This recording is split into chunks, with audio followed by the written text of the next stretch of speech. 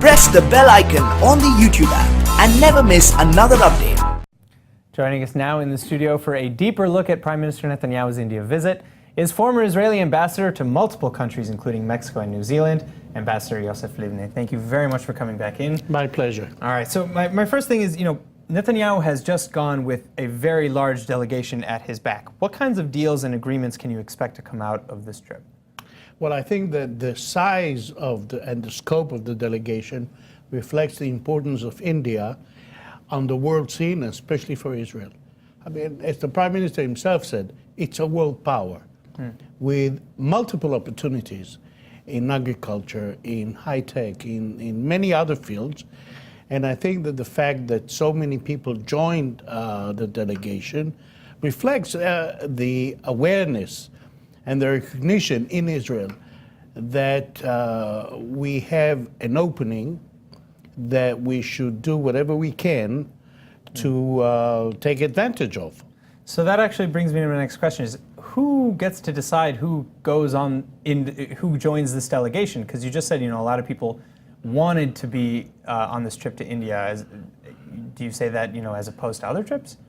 No, I think that in most cases, in most countries, when a prime minister or president travels abroad, usually you have a trade delegation tagging along, especially when you know that there is an opportunity to develop the prospects of trade deals.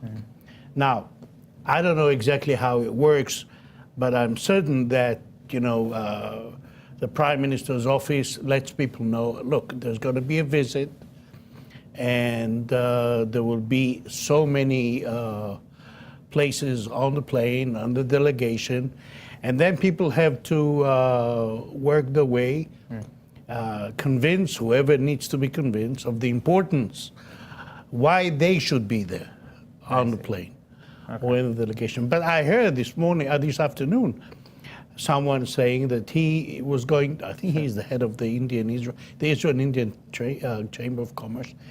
He's still here, he's going overseas tomorrow night, I think. So, yeah, so it looks like their delegation might even grow. Yeah. Okay, so now another thing that I wanted to kind of get back to in our last minute here is that Netanyahu has often called Narendra Modi a friend. They seem to be very, they had a warm embrace there when he landed, but it's a very political thing to call other leaders around the world your friend, when in reality, how many friendships really exist in the executive level? So my question is, how friendly are we really beneath the surface when we have them voting against us at the UN, for example, or et cetera? Look, I think that we have to put everything in perspective. I mean, the vote on Jerusalem was something that was painful, in a way. But relations between countries have multiple strata.